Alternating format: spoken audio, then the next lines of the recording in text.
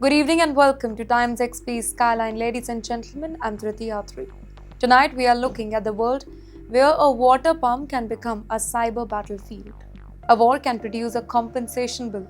A narrow strip of sea can shake global trade, and a decision taken in Washington, it can hit your mortgage, your stocks, your jobs, and even the price of your next flight home. The borders between geopolitics, technology, money, and everyday life are disappearing. So, tonight on Skyline, we have 8 stories, 8 developments, and one common question that is running through all of them. How does a conflict happening somewhere else eventually reach you? So, let's begin with something that most people take for granted every single day.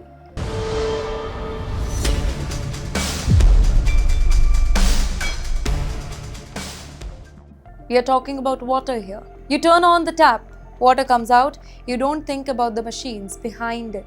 You don't think about the pumps, the treatment plant, the storage tank, the pressure system, or maybe the computer network controlling them. You simply expect the water to be there.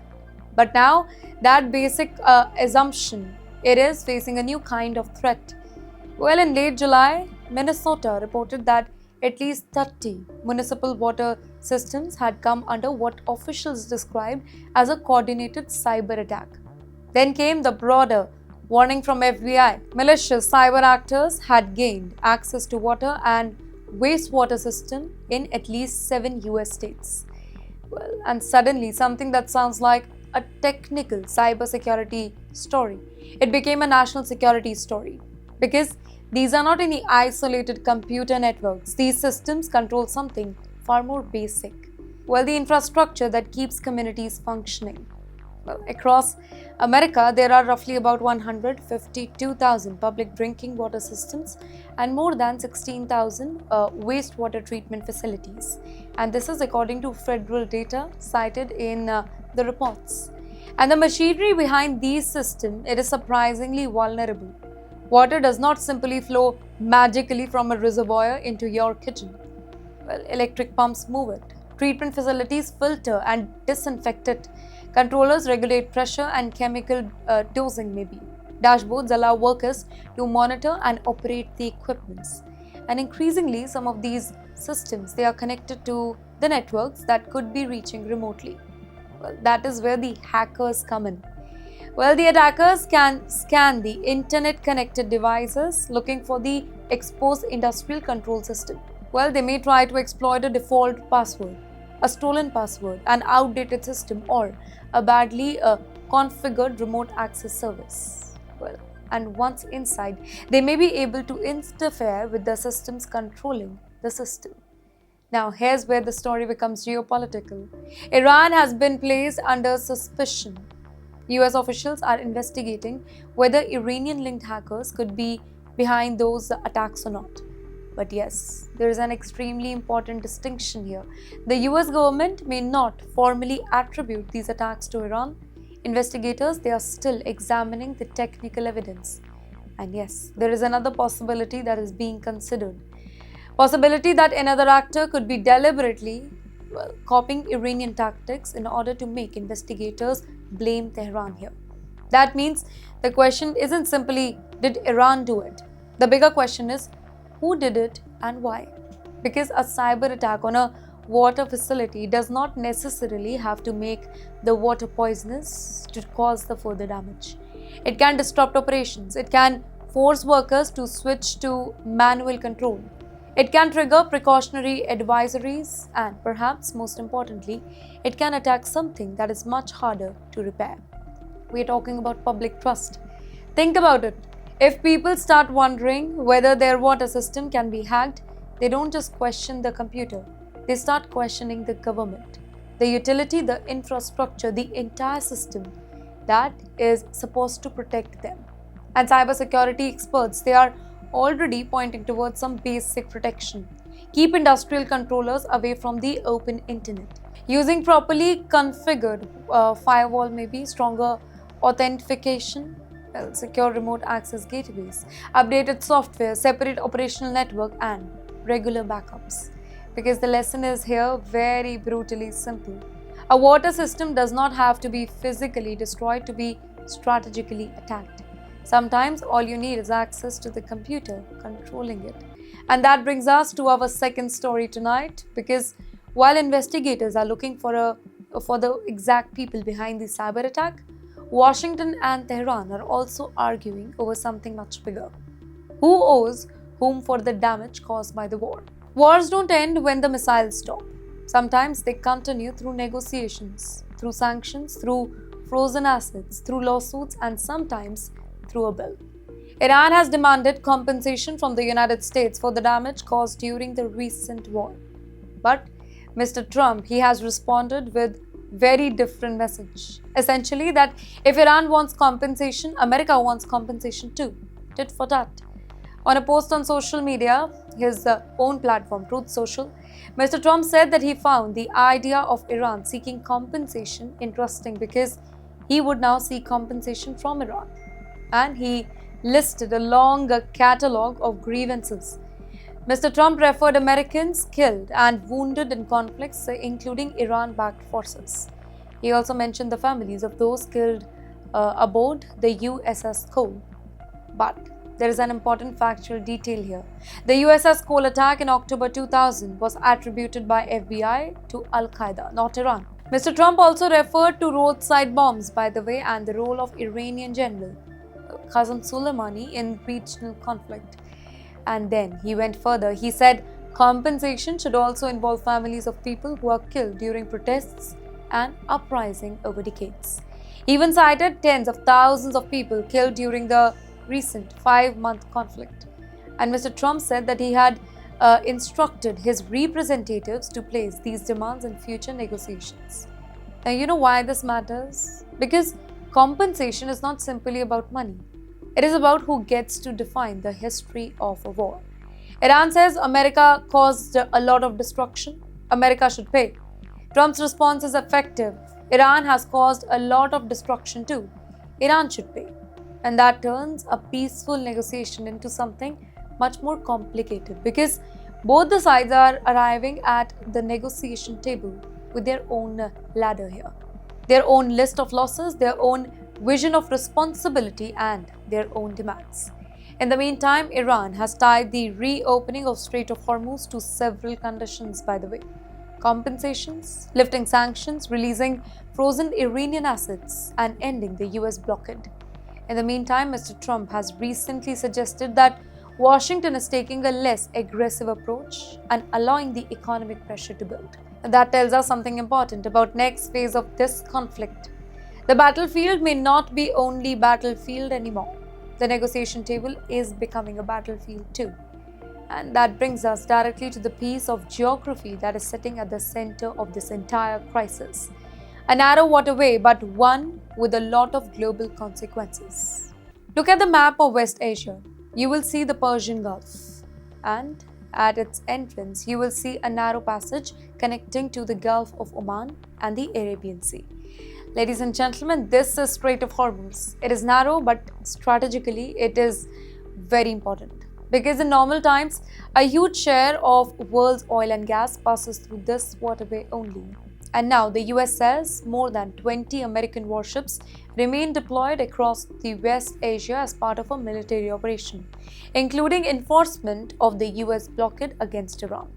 According to the US Central Command statement, cited in the reports, American forces had redirected 55 commercial vessels, disabled 2 and boarded 2.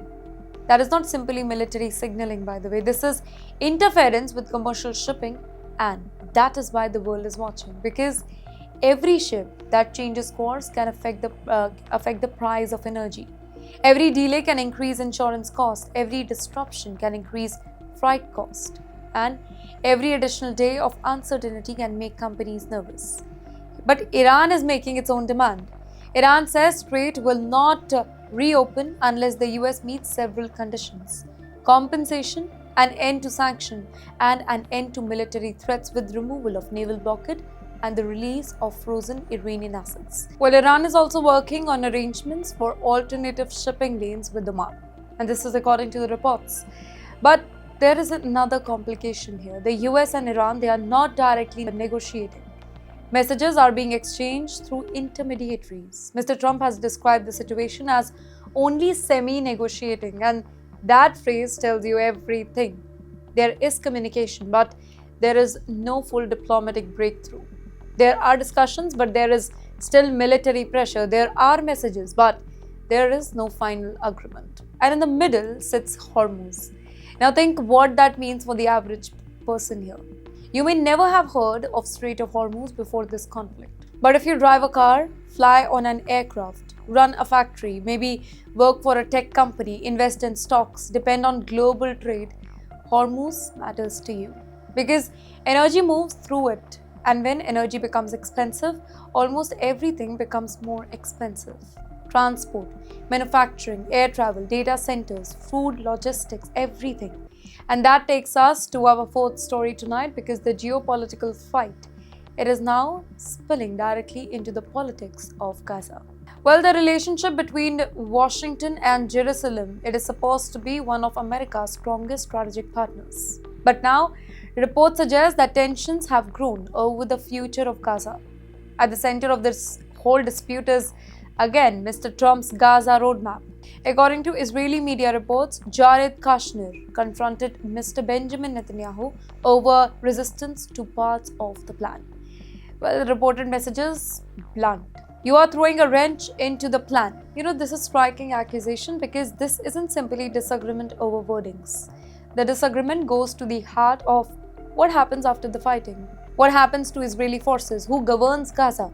What happens to Hamas? And what does the territory looks like when the war ends? Well, Mr. Netanyahu's position has reportedly remained very firm on one central issue. Israel should not withdraw before Hamas is fully disarmed.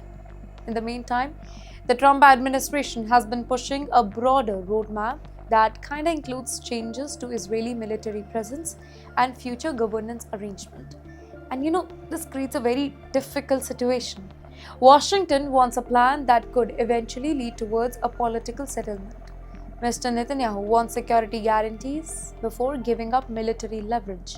And Hamas remains at the center of the conflict. So, even among the allies, the definition of peace, that is different. For one side, peace means withdrawal and political transition.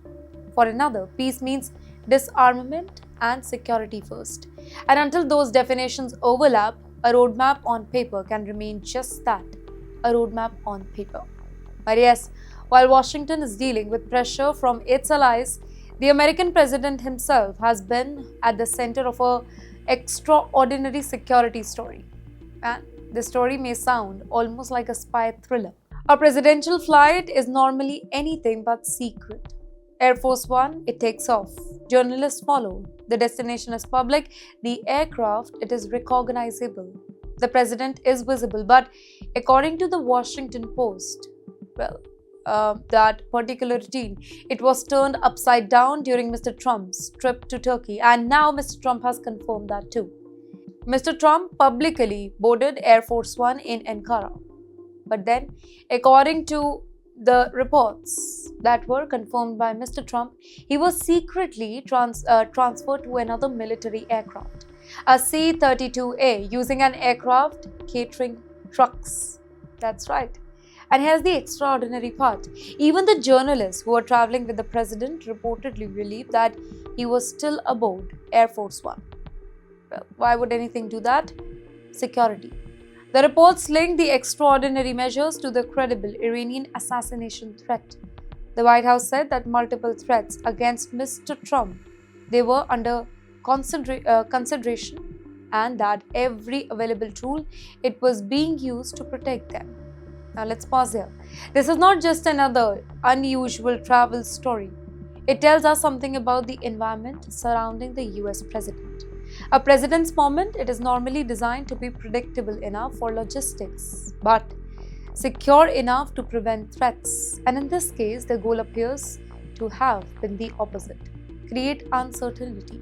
If hostile actors know that which aircraft the president is on, where is he going, and when he is leaving, they have more information. Now, if they don't know, the security team has an advantage. So the aircraft becomes part of the deception here. The route becomes part of the deception. Even the public schedule can become part of the deception here. And that is what makes this story so important. The world's most powerful office, it can still be forced into secrecy by the world's oldest problem, and that is security. And yes, while presidents worry about securities in the skies, well, millions of ordinary people, they are worrying about something much more immediate: their money. For years, people thought of Iran, Israel, and the US conflict as a regional military crisis. But globalization has changed that. Missile strikes in one region, it can become a shipping delay somewhere else. A shipping delay can become a manufacturing problem. A manufacturing problem, it can become an earning problem. And an earning problem, it can become a jobs problem. But that's the chain. And one of the most important links in that particular chain, it is the Strait of Hormuz. Nearly 1/5 of global oil and gas flows through this particular region in normal condition. So when maritime traffic is disrupted, the consequences spread that to far beyond West Asia. Tech companies are particularly exposed here.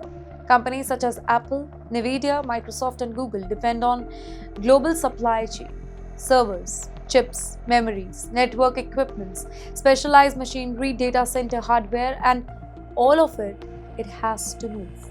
When shipping routes become risky, companies don't simply stop buying here. They reroute, and rerouting costs money.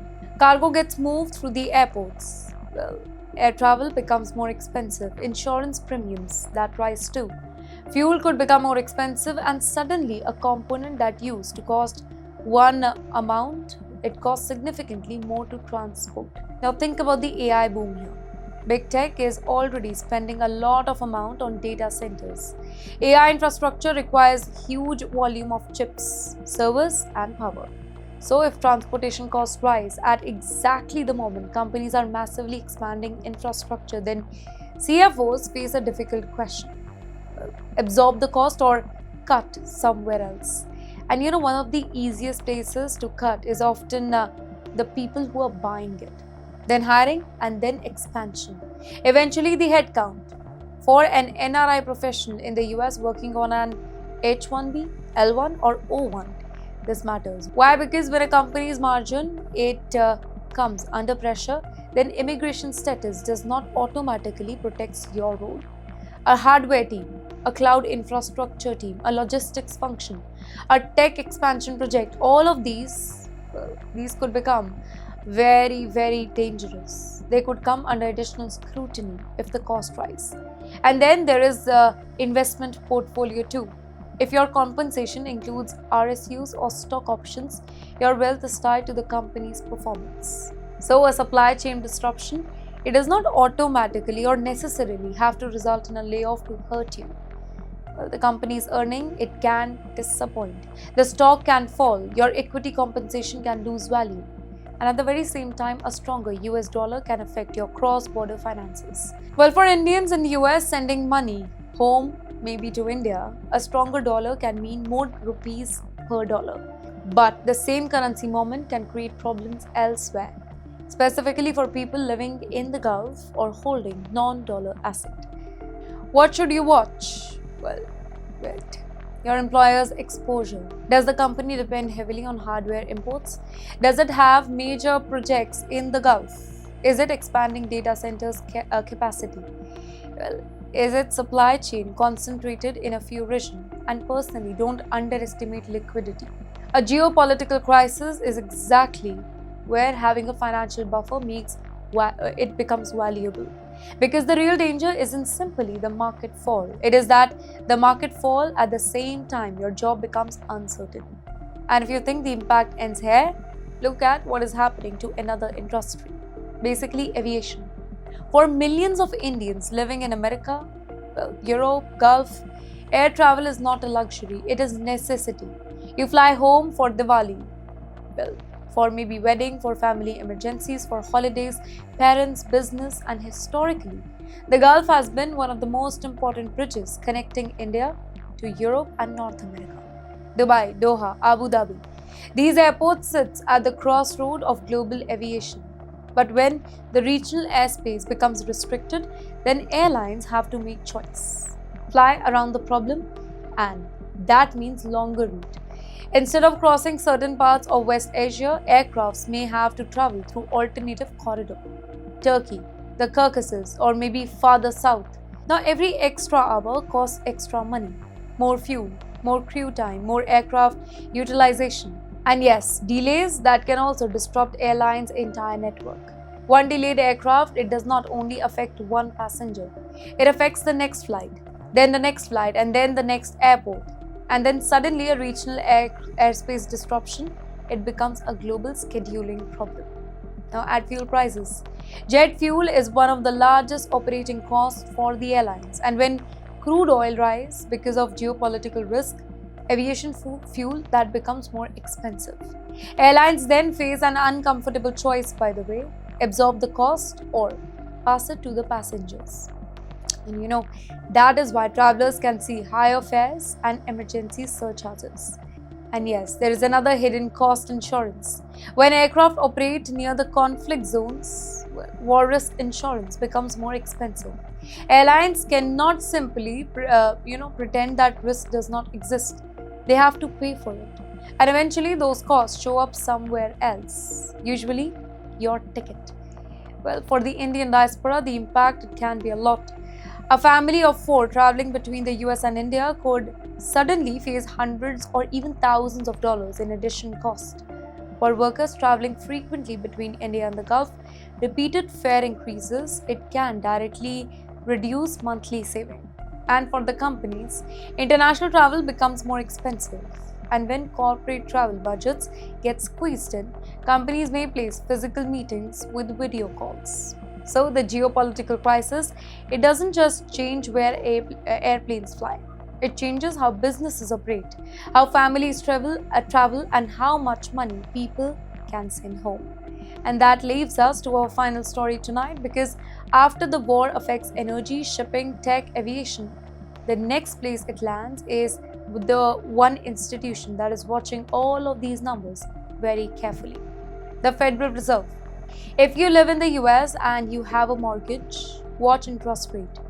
If you work in tech, watch interest rates. If you have stocks, you own them, then watch interest rate.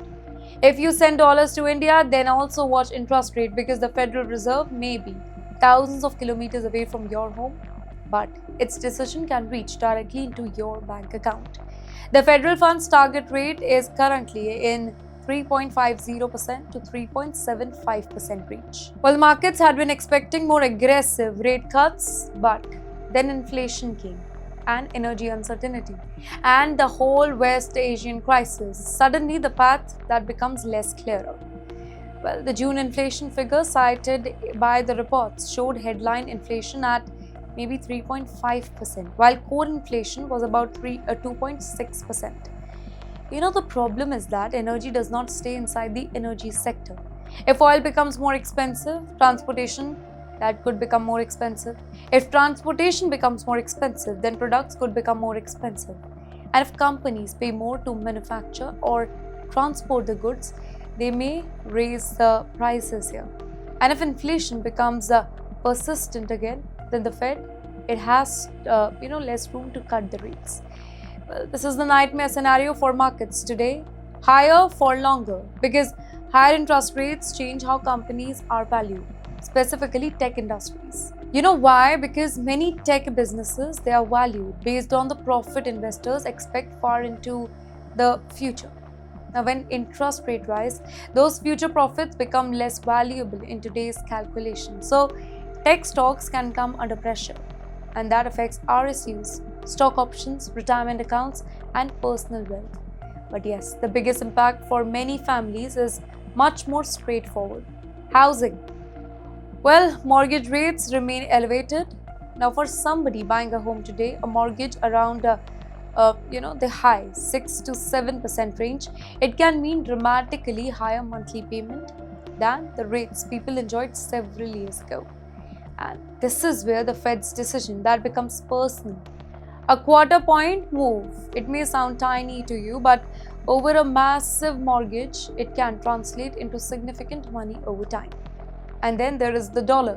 When US interest rates stay relatively high, then global investors often continue to find the US assets very, very attractive. Well, that can support the dollar. But for the NRIs sending money to India, that can be positive. Your dollar can convert into more rupees, but currency movement can never be one dimensional here. Well, a stronger dollar can also make import more expensive in other countries. And if you are investing across both US and India, well, the currency risk that becomes part of your portfolio. So, what should you do? First, don't build your entire financial plan around one prediction about the Fed. Nobody knows exactly what the next decision will be. Second, if you have variable rate debt, understand what happens if the rates remain high. Third, keep enough liquid savings to handle unexpected expenses. And if you have cross border investment, look at the entire picture: US assets, Indian assets, currency exposure, interest rate, and taxes. Because in a world that is interconnected, diversification isn't just about owning different property or stocks. It is about being exposed to different economies, different currencies, and different risks. And that brings us back to where we started. A water system, a hacked computer, a war, a shipping lane, a tech company, an airplane, a mortgage. At first, these stories seem completely unrelated, but they aren't. They are connected by one word, and that word is risk. Well, I'm Dhruti Yatri, this was Skyline, and I will see you in the next episode.